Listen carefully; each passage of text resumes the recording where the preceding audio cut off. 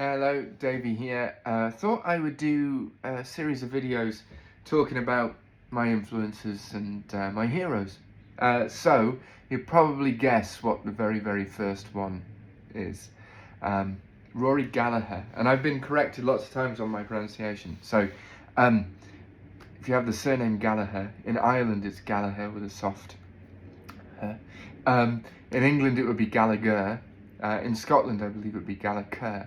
And Rory's obviously Irish, from Donegal, so Gallagher, I believe it is. So, where do I start? I didn't start playing guitar because of Rory. I started playing because of Martin Offer, actually, another Strat player. But when I first heard him, and I would have been about 12 or 13, things started to make a lot of sense to me. He grew up in Ireland, I grew up on the Isle of Man, and both are Celtic. The Isle of Man is a Celtic nation. We have a Celtic language, a Celtic culture, and I could actually see the mountains of Northern Ireland on a clear day from the house I grew up in, from the upstairs window, so incredibly close. And I believe the Isle of Man culturally has more in common with Ireland than it would with England. When I first heard him, I heard all of these Celtic inflections in his playing, regardless of how ferocious something might be that he was playing. There was always this kind of lilt, almost like a jig or a reel, to what he was playing and his inflections, his style, and it was just a part of the fabric, you know. So, for example, playing a blues.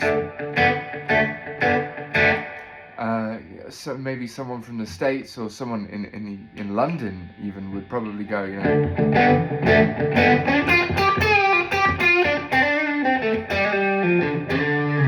something like that. Rory would maybe go,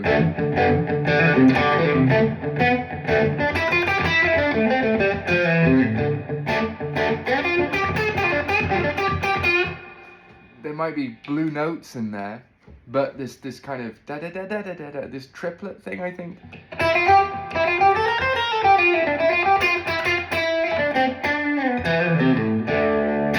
Those kinds of things made it very Irish to me, very Celtic to me, and so suddenly I could see, you know, the kind of Clapton, those kinds of Clapton-y kind of bluesy rocky riffs, which I'd been hearing for a long time at that point. Suddenly felt really close to home, with fiddle tunes and stuff like that. So it was a revelation to me, and I quickly latched onto that, and that became, you know, the goal was, wow, you can combine all of these things. So some of the things that I've nicked, everything, wardrobe, everything. I'm using an old Vox amplifier, a 1963 Vox AC30, which is it's such a dream, this amplifier. Treble booster, although actually I'm using a Bluetone preamp into it at the moment and loving that. Brandon at Bluetone is just a genius. An old Strat, this is a 66 Stratocaster. It's been messed with a lot, but the important parts are there. And middle pickup, I feel like it's an underappreciated position on a Strat, and he would use that a lot. And he's very aggressive, really aggressive.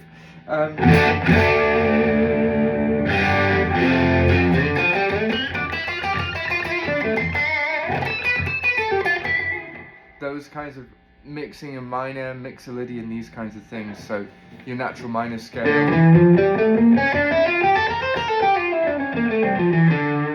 And moving that around.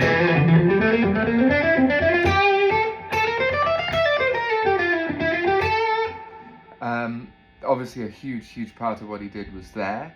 But he would also do these wonderful little major licks, right? Where it goes and end on the major third there.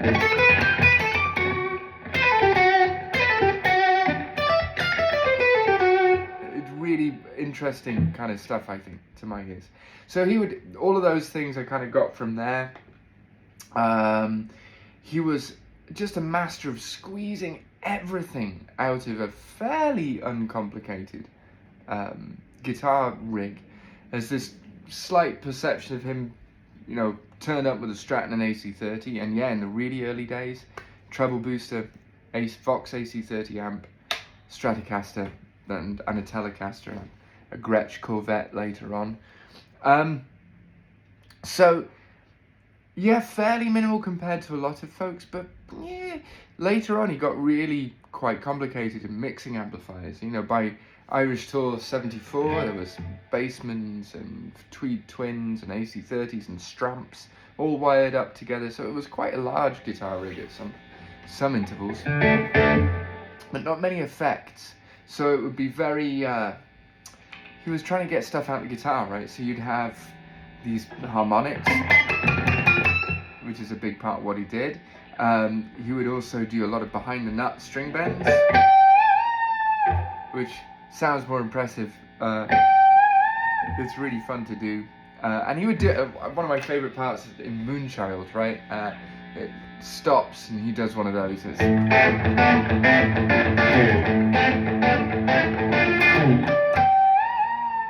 then goes into this solo, and it's killer. So he would squeeze so much out of the guitar, and I love that approach. You know, that there's an intimacy there of like, this is what I've got to work with. I've got to kind of squeeze everything out as much as I can.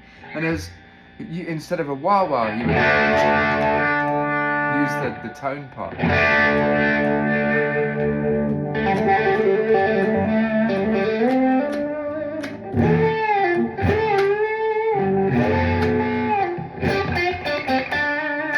Difficult. No. Anyway, these kinds of things, the volume swells.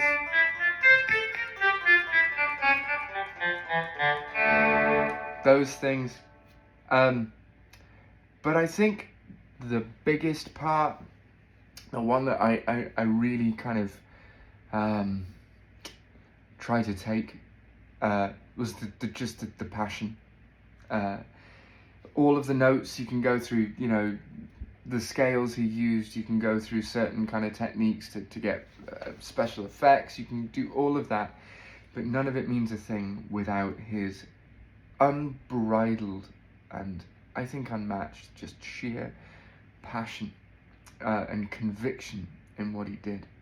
And I think if there was one thing I could take away from his playing, if I had to choose one thing, it would be that here is someone that with every single note put everything, all of himself into it.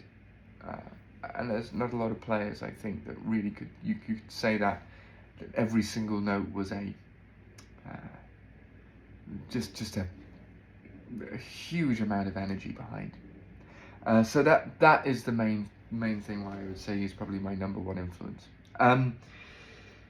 Is I try to do that. So Rory Gallagher, I think that I've probably covered so much in my time of how much he means to me, and to get to share the stage with Brendan O'Neill on drums, with Jerry McAvoy, with the late Ted McKenna, to get to make music and play Rory's music with them is I'm trying to find the right words. It's really emotional to me, because they are my heroes, and I'm lucky enough to call them my friends now, and they were such a huge part of Rory's sound too, and I think a lot of folks should appreciate that. So, Rory Gallagher, hope this has been informative, fun, all of the above. Cheers.